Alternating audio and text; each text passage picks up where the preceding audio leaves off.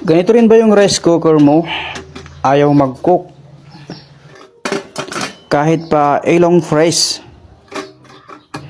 Itong magnetic temperature switch, ayaw pa rin. Ito yung tanggap natin, rice cooker. Ayaw daw mag-cook. Ayan o. Ayaw talaga.